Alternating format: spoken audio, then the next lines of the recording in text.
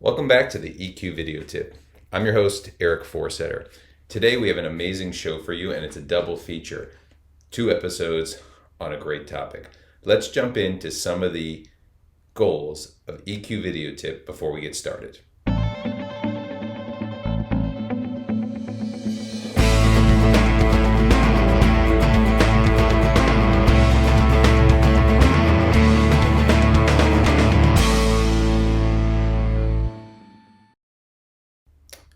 What's on tap for today?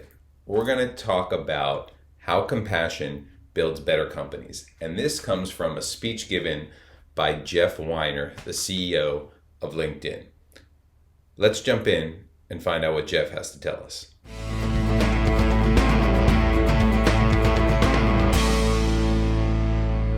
The first piece of Jeff's speech talks about what advice would he give to a 22-year-old today, or to himself when he was 22 years old.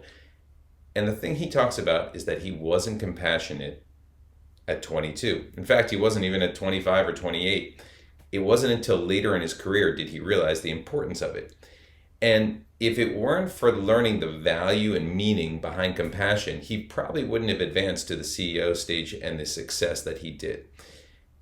The importance of being compassionate, according to Jeff, is it will change your career path, your company, as well as your life.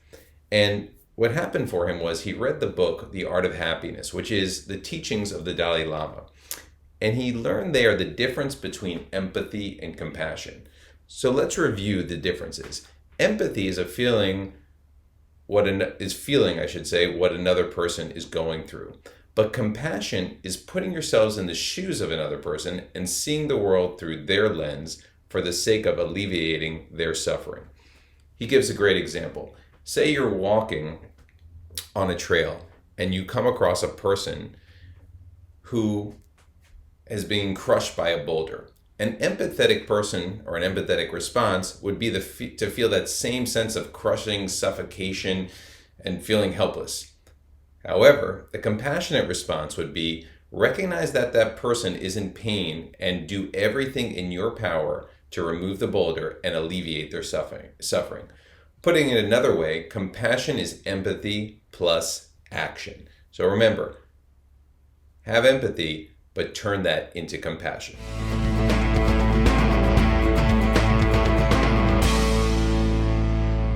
The second part, managing compassion, it's not just a way to build a team, but it's a better way to build a company. And it was a profound realization for Jeff that it took him a long time to understand the meaning of compassion. We all think we can just be compassionate overnight, but it takes practice and it takes time.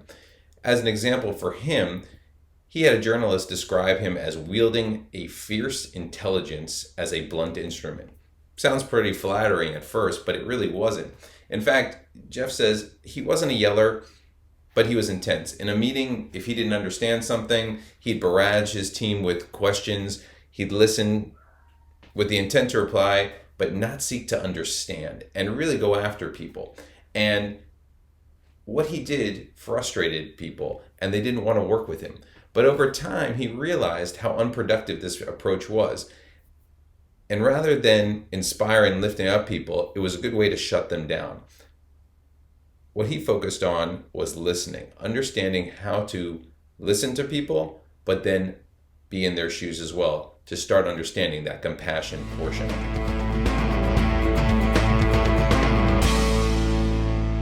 Next piece of advice was to aspire to be more compassionate.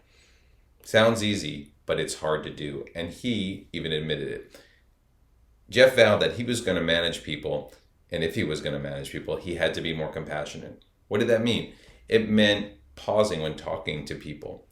It meant being a spectator to his own thoughts. And when things got emotional, it meant taking a back seat and understanding where that person was coming from before reacting. It meant walking a mile in the other person's shoes and understanding their hopes, their fears, their dreams, their strengths, and of course their weaknesses, and doing everything in his power to make them successful. In Jeff's mind, it took him over a decade to get to where he needed to be. But he can tell you that with absolute conviction, managing compassionately, it's not just a better way to build a team, it's a better way to build a company. As an example, when he started at LinkedIn as the CEO and transitioned from Reid Hoffman, who was the CEO and founder of the company, Reid did something great. They had a discussion, and Reid said, here's the ball, you're going to run with it. And not only are you going to run with it, I'm going to disappear for 12 weeks. You would think, wouldn't you want to see how things were working in Reid's shoes? But actually, it was better because it allowed Jeff to take over, run the company, and as decisions were coming in and people had questions, they went to Jeff. Jeff had the ability to act with compassion and was not overshadowed by someone else. Reid understood this because he had failed with the previous CEO that he had brought in and set up a system where he was in the office for the first 8 to 10 weeks, and all the decisions, instead of going to the other CEO, were coming to him.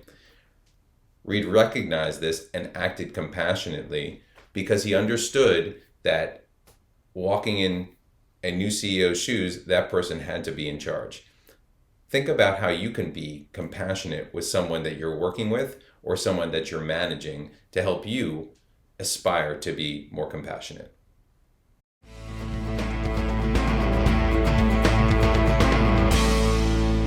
Concludes the first half of Jeff Weiner's discussion on how compassion builds great companies. Here are a few of the tips we mentioned in this episode, and stay tuned for next episode to find out the rest of Jeff's vision on how compassion builds better companies.